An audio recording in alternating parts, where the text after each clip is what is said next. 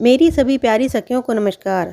भाद्रपद शुक्ल पक्ष की एकादशी को परिवर्तनी एकादशी, डोल एकादशी, पदम एकादशी, वामन एकादशी और जलजूलनी एकादशी के नाम से जाना जाता है। इस एकादशी का विशेष महत्व भी है क्योंकि भाद्रपद माह के शुक्ल पक्ष में भागवत सप्ताह होता है, अर्थात शुकदेव जी महाराज ने राजा परीक्षित को इसी समय भागवत सुनाई थी। वामन भगवान का जन्म भी इसी दिन हुआ था, इसलिए इसे वामन एकादशी के नाम से जानते हैं। भगवान विष्णु क्षीर सागर में विश्राम करते हैं, इसलिए जलजूलनी एकादशी कहते हैं। विश्राम करते हुए चतुर्मास के दौरान इस दिन भगवान विष्णु करवट लेते हैं, इसीलिए इसे परिवर्तनी एकादशी कहते हैं। भगवान पदम अर्थात कमल पर निवास करते हैं, इसीलिए इसे पदम एकादशी कहते हैं। इस दिन माता यशोदा ने जलवा पूजन किया था, इसलिए सभी मंदिरों में इस दिन भगवान को मंदिर से बाहर निकालकर नगर भ्रमण कराते हैं, इसलिए इसे डोल एकादशी भी कहते हैं। इस व्रत में शाम को डोल के दर्शन करने के बाद व्रत खोलते हैं। चलो सखियों, शुरू करते हैं एकादशी की कथा। बलि नामक एक राजा था। वह अत्यंत दानी था।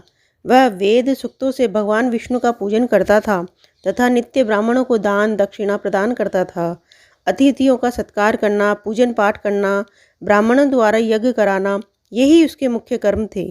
अपनी भक्ति और यज्ञ के प्रभाव से उसने इंद्रलोक को तथा सभी देवी देवताओं को जीत लिया था।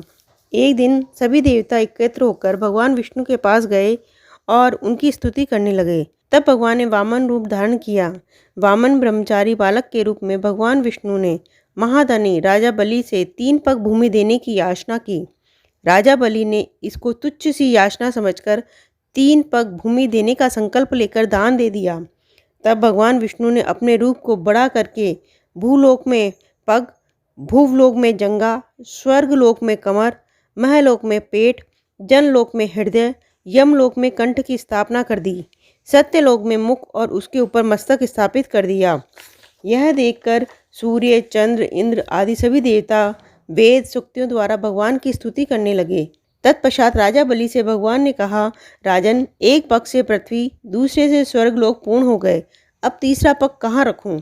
तब राजा बलि ने अपना मस्तक भगवान के आगे झुका दिया और भगवान से अपना पैर उसके मस्तक पर रखने को कहा, जिससे भक्त बलि पाताल लोक को चला गया। फिर उसकी विनती और नम्रता को देखकर भगवान विष्णु ने कहा, हे बलि, मैं सदैव तुम्हारे निकट ही रहूँगा। बलि के कहने पर भाद्रपद शुक्ल पक्ष की परिवर्तनी एकादशी के दिन बलि के आश्रम पर भगवान विष्णु का एक स्वरूप स्थापित हुआ और दूसरा स्वरूप क्षीर सागर में शेषनाग की शैया पर शयन करते हुए है। सभी बोलो भगवान विष्णु की जय।